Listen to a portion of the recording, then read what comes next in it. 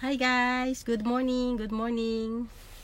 We are here inside the car and we are going to help Papa sa paglilinis po na truck, and isa po yan sa culture ng Japanese na pagka ganitong end of the year, they are going to clean everything, maging bahay, sasakyan o lahat ng bagay po ay dapat maging malinis bago magpalit ng taon.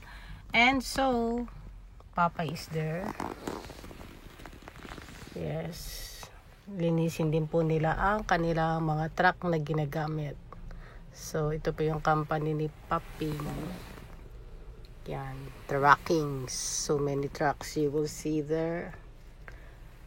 And sasabay po kami paglilinis ng aming kuruma, ng aming car.